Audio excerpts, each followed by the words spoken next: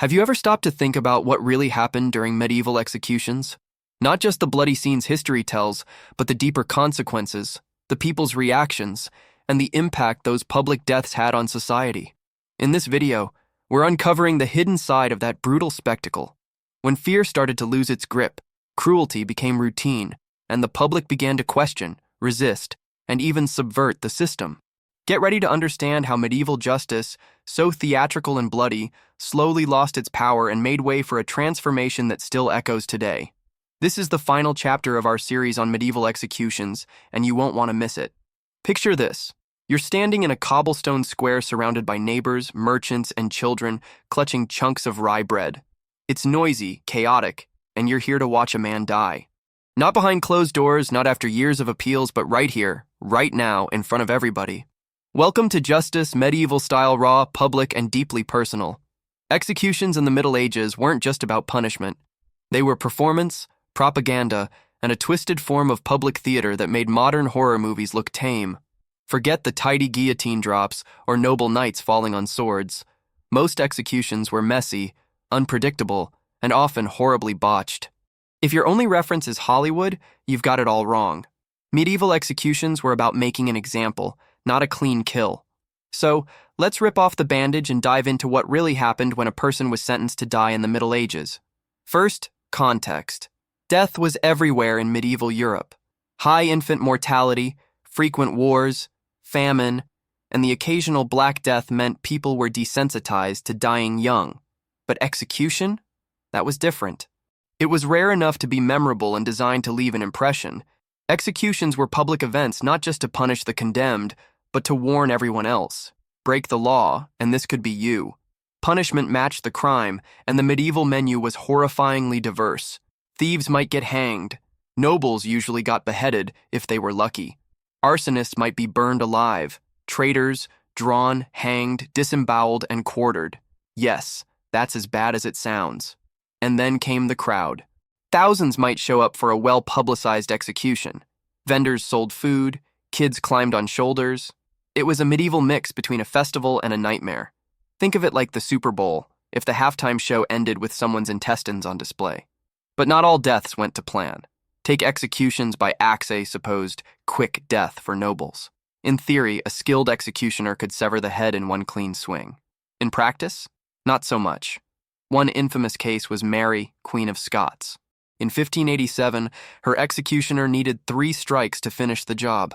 Witnesses claimed her lips moved for minutes after, and while that's post-medieval, it wasn't unusual. William Wallace, the Scottish rebel, was executed in 1305, first dragged through the streets, then hanged until half-conscious, then disemboweled, then beheaded, then quartered, all in front of a cheering London crowd. Why so elaborate? Because executions were moral theater. A gruesome death showed the power of the king, the church, or the state. The more dramatic, the better the lesson stuck. Modern governments hide the process back then. They made a spectacle of it. Now here's the twist. Executioners weren't villains. They were professionals, and surprisingly respected. Sure, they were feared and often lived on the edge of town, but they were essential. Some even passed the role down like a family business. In Nuremberg, the Franz Schmidt family served as executioners for over a century. Schmidt himself recorded over 300 executions in meticulous detail. His notes reveal not a sadist, but a man committed to doing his grim duty as painlessly as possible when the law allowed. And that law? Far from consistent. Justice in medieval Europe varied wildly by region, ruler, and religion. One town might hang a thief. Another might just cut off a hand. Trial by ordeal, like walking over hot plowshares or retrieving a stone from boiling water, was still practiced into the 13th century. If you healed cleanly, God had declared you innocent. Spoiler: most people didn't heal. We moderns like our clean lines: guilty, not guilty, jail time, parole. Medieval justice didn't work like that. It was personal, community-based, and often terrifyingly arbitrary. If the lord of your manor thought you were a witch, you'd better start praying. And if the inquisitor agreed, you were likely headed for the stake. And yes, burning at the stake was real, but not just for witches. Heretics were the main target. The execution of Jan Hus in 1415 saw him tied to a pole. surrounded by kindling, and burned alive while singing hymns. Eyewitnesses said he died slowly, his skin peeling in sheets. But even here, there was mercy. Sometimes they'd strangle the condemned before lighting the fire. Sometimes. It all sounds barbaric, and it was. But here's a modern twist. We still watch death on screens, we still sensationalize crime, and we still gather to point fingers. The medieval crowd had no Netflix. They had hangings. So, you're standing there again, in the square. The drums roll, the condemned is led forward. Maybe he confesses, maybe he curses, maybe he soils himself. The executioner steps up. You can smell blood, sweat, and fear. The axe glints. The crowd holds its breath. By now you've seen the set-up execution not just as punishment, but as brutal theater. But beneath the roar of the crowds and the blood-soaked platforms was something more calculated. Control. These weren't just displays of power. They were carefully choreographed rituals meant to scare you straight, reinforce authority, and remind everyone who was really in charge. Let's break this down. In most medieval towns, the gallows or execution square wasn't hidden away. It was front and center, often right outside city gates or in the busiest marketplace. People couldn't avoid it, and that was the point. The sight of a rotting body swinging in the breeze was supposed to stay with you as you traded wool or bought barley. It was psychological warfare, medieval style. Bodies were left out for days, sometimes weeks. Crows feasted, flies swarmed. In London, the heads of executed traitors were boiled in salt and vinegar, then stuck on pikes above London Bridge. It wasn't just about shame, it was about visibility. The more public, the more effective. Think of it like a medieval billboard. Crime doesn't pay. But not all executions were public chaos. Many were deeply ritualized. In France, a noble might be executed wearing full dress, with a priest at his side, and a final chance to speak to the crowd. This wasn't mercy, it was spectacle with a script. The condemned might confess, ask for forgiveness, or even warn others not to follow in his path. And the crowd loved it. And the bigger the crime, the bigger the stage. During the 15th century in Paris, executions could involve full processions. Trumpets, heralds, mounted guards, all escorting a condemned man through the streets, with banners proclaiming his crime. It was equal parts pageant and punishment. Imagine being paraded through your neighborhood with a giant sign listing your worst sins. That was Tuesday in medieval Europe. Here's where things get really dark. The methods weren't just about death. They were about how you died. The more shameful the act, the more humiliating the execution. Hanging was common, but if you were a woman convicted of adultery or infanticide, you might be buried alive. If you were a rebellious peasant, impalement wasn't off the table. That's right, impalement. A sharpened stake inserted, well, you can guess. Vlad the Impaler didn't invent it. He just perfected the branding. And don't think religion wasn't involved. The church didn't usually execute people directly, but they handed them over to secular authorities, knowing exactly what that meant. Heresy was a spiritual crime, but its punishment was deeply physical. The Inquisition used public burning as both purification and example. Fire was seen as cleansing. Never mind that it also turned flesh to ash in front of weeping families. One particularly infamous case? The execution of the Cathars, a religious sect deemed heretical. In 1244, over 200 Cathars were burned in a mass execution at Montségur. No trials, no last rites, just flames and silence. It wasn't about faith, it was about power. And the flames were a warning. Don't challenge the order. Execution as deterrent had another twist false hope. Sometimes criminals were told they'd be spared if they confessed in front of the crowd. Spoiler alert, they weren't. It was just another tool to make them submit, break, and perform one last act of obedience. The crowd would cheer, then gasp as the execution went ahead anyway. Trust? A luxury. Now here's the truly grim irony. These displays were meant to enforce morality, but often they just became entertainment. People laughed, threw things, mocked the condemned.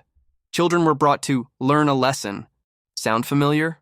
In the 21st century, we still slow down to stare at accidents, still obsess over true crime. Medieval folks just didn't pretend they weren't enjoying it. Executions also became tools for rulers to send political messages. Rebel?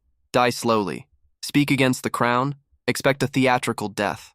After the failed Peasants' Revolt in 1381, King Richard II had over 150 people executed. Heads on spikes lined London's bridges. It wasn't just punishment, it was propaganda. A clear message: we're watching, and we don't forget. But what happened when the executioner failed? That's when things got ugly. A botched beheading could mean multiple swings, screams, panic. One 15th century case in England saw an executioner take 5 tries to decapitate a traitor. The crowd was furious. In some places, a failed executioner could be booed, attacked, or even executed himself. That's how high the expectations were. Kill clean, or else. Let's step back. In modern courts, even the worst criminals are guaranteed appeals, lawyers, and a sterile process. In medieval Europe, justice was loud, visceral, and deeply flawed. Trials were often biased, evidence flimsy, and outcomes predetermined. If you were poor or foreign, your chances of survival dropped dramatically. And women? Forget fair treatment.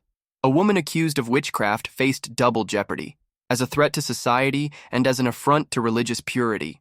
Executions of witches often involved drowning trials.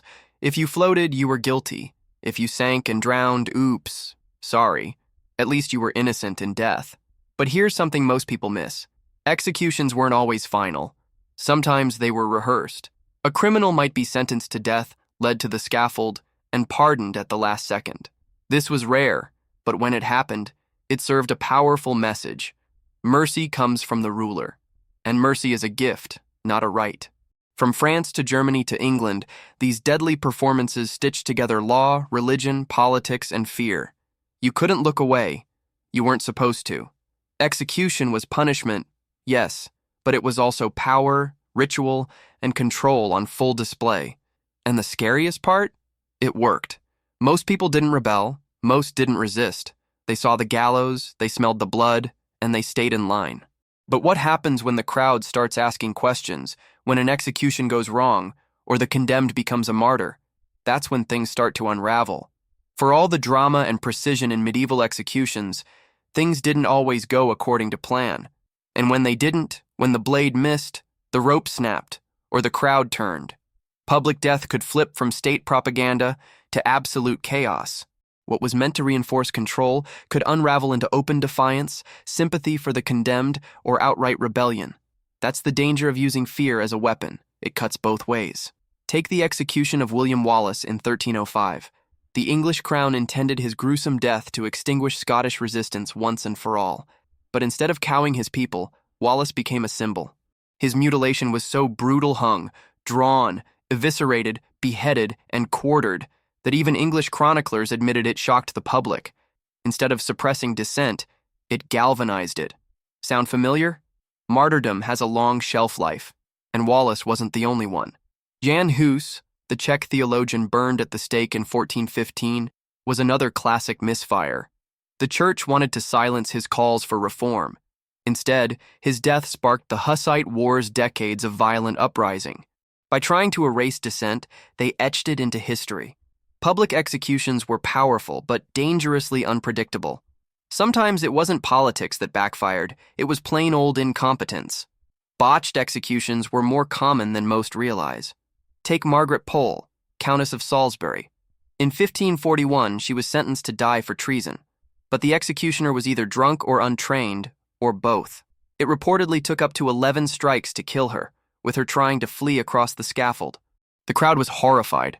This wasn't justice. It was butchery, and the spectacle became a scandal.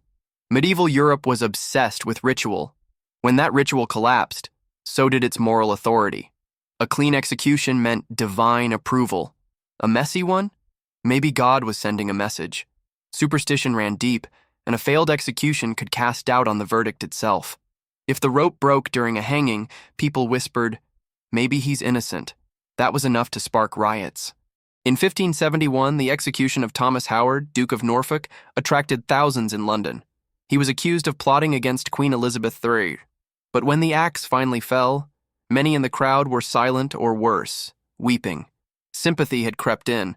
Executions were supposed to horrify, not humanize. When they failed to shock or intimidate, the entire system trembled. The line between justice and cruelty was razor thin, and sometimes rulers crossed it with both feet. Vlad III of Wallachia, better known as Vlad the Impaler, turned execution into mass terror. In the 15th century, he famously left a forest of impaled corpses outside Tiragoviti to scare off invading Ottomans. But his own people weren't always fans. Overusing terror breeds resentment, and while Vlad's tactics inspired fear, they also cost him loyalty. He was eventually betrayed, captured, and imprisoned. Let's pause for a modern mirror. Today, public executions are rare, but when they do happen, they're often met with global outrage. Cameras roll, social media explodes, and international pressure builds. In the medieval world, there was no camera, but there were always eyes. And once those eyes turned from fear to disgust or pity, the illusion of control slipped. Some rulers recognized the risk. During the late Middle Ages, certain monarchs began to tone down the public displays. Executions became less theatrical, more clinical, especially for nobles. The gallows remained for the poor, but the elite got private beheadings or even quiet poisonings. Public backlash was real, and image management became part of governance. Even in a world without Twitter, bad press mattered. But it wasn't just the condemned or the crowd causing tension, it was the executioners themselves. They were human after all. Some drank heavily, some suffered breakdowns. One German executioner in the 16th century reportedly fled mid-duty, overwhelmed by guilt. Another simply refused to kill a pregnant woman, risking his own life in the process. Execution was seen as a duty, but that didn't mean it was easy. It left psychological scars. In a society where death was everywhere, it was the how that disturbed. Killing in war, honorable. Killing for justice, acceptable. But killing for spectacle? That left a stain. And sometimes the crowd turned. In 1326, a mob in Paris attacked the executioner after a particularly brutal hanging. They tore down the scaffold, scattered the guards, and proclaimed the victim a martyr.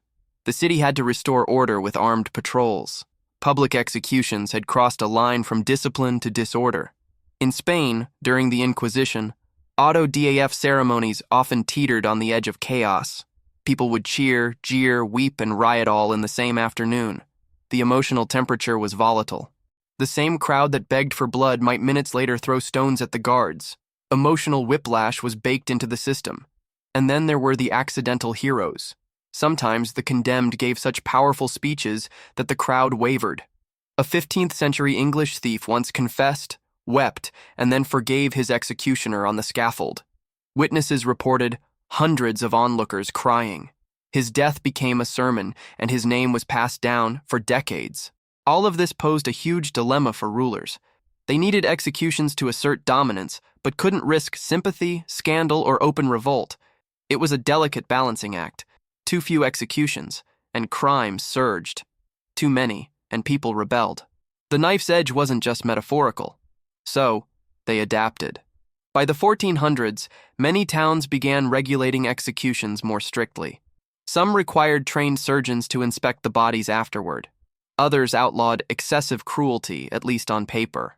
It was the beginning of a slow, clumsy shift toward due process. But the damage was done. The public had seen the cracks. They had tasted the fear and questioned its purpose. And that leads us to a crucial shift. Executions becoming less about how and more about why. As the medieval period waned, questions emerged. Was justice about punishment or control? Morality or obedience? Could killing a man in public really make society better? By the dawn of the Renaissance, those questions were harder to ignore. The spectacle was fading, but the trauma lingered. So what happens when a society starts questioning its own rituals of death? That's where things get personal. By the late Middle Ages, cracks were showing in the grand theater of execution. What began as state-controlled terror was starting to feel off, less like justice, more like carnage. And people noticed. Some still cheered, sure, but others flinched. Others murmured. Others remembered. And that shift, quiet, emotional, dangerous, began to shake the very purpose of public death. Executions were supposed to keep order, but the unintended consequences piled up. Fear didn't always breed obedience. Sometimes it bred resentment, or worse, defiance. In towns like Florence or Ghent, you could see it in the faces of the crowds. Stoic, skeptical, weary. Death had lost its edge. Horror had become routine. And then there were the copycats. That's right. Executions sometimes inspired more violence, not less. Take 14th century Germany. A string of public hangings meant to suppress banditry ended up glamorizing outlaw culture. Children played execution in the streets. Ballads praised criminals who died brave. The noose didn't scare everyone, it gave some a twisted legacy. Or consider the phenomenon of execution ballads. By the 15th century, minstrels would sing about famous deaths at town fairs. Printed leaflets recounted last words, heroic stances, or cruel mistakes. Executions became stories, and stories have power. The state wanted silence, the people got myth, and sometimes, the condemned controlled the narrative. Joan of Arc, for instance. Burned at the stake in 1431 for heresy, witchcraft, and cross-dressing, a trio of crimes tailor-made to terrify the faithful. But her courage on the pyre shocked the crowd. She called out to Christ, forgave her enemies, and refused to scream. Even hardened soldiers cried. Within decades, she wasn't a heretic, she was a saint. Executing her created a legend. Talk about backfire. Even when executions succeeded in killing the body, they often failed to kill the cause. Rebels like Wat Tyler or Jack Cade, both publicly executed, ended up becoming folk heroes. In Scotland, rebels against English rule were beheaded, their heads spiked on walls. But locals lit candles beneath the skulls. These weren't warnings, they were relics. Meanwhile, the church was having its own crisis. Burning heretics had once been framed as spiritual cleansing, but the optics were getting bad. Too many corpses, too many martyrs, too many faithful watching their neighbors go up in smoke. Inquisitors started offering confessions in exchange for less dramatic death strangulation before fire, or prison instead of pyres. The branding had to change. Even in the 1400s, public opinion mattered. In some cities, crowds began to actively resist. In 1476, in Basel, Switzerland, an attempted execution was halted when townspeople formed a protective circle around the accused. Guards stood down. The condemned walked free. It didn't happen often, but it happened enough to scare magistrates into reconsidering their tactics. Let's pause and compare. Today we talk about cancel culture, surveillance, and the justice system's flaws. But imagine if every trial ended with a death in the middle of Times Square and you were expected to cheer. Medieval Europe lived that contradiction daily. And slowly, society started to flinch. The emotional toll on executioners grew too. Some snapped. Some left notes. One German headsman wrote that he dreamed of blood every night and couldn't look his children in the eye. Others turned deeply religious, praying obsessively, giving to the poor, even building churches. It was guilt, painted in gold leaf. Meanwhile, artists and writers began to criticize the system. Paintings showed execution scenes not as holy justice, but grim horror. Literature described crowds sobbing instead of cheering. Even the legal elite started to squirm.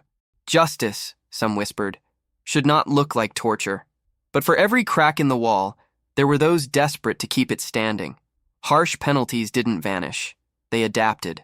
By the 1500s, governments were pivoting towards shame-based punishments. Stocks, branding, exile. Still humiliating, still painful, but less likely to create martyrs. Death was losing its grip as the ultimate spectacle. And yet, in some corners of Europe, the old brutality refused to die. In rural Hungary or Poland, flaying was still practiced. In parts of Spain, impalement lingered into the early modern period. Change was uneven. Justice remained a patchwork of horror and reform. So where did this all lead? Not to mercy, not yet, but to doubt. And doubt in a system built on fear is poison.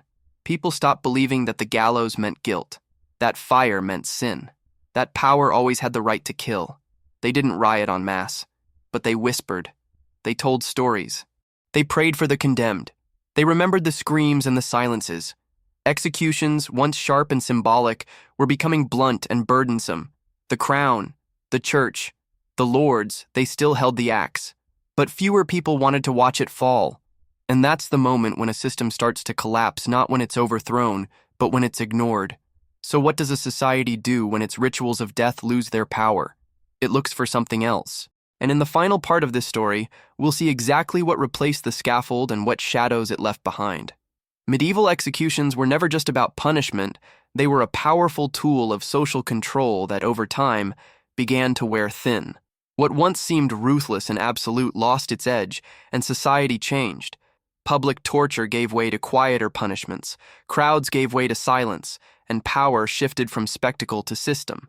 The legacy of these executions lives on in the questions we still ask about justice, power, and humanity. If you want to understand how we got here and why the past still shapes the present, hit subscribe, leave a like, and join us on this journey.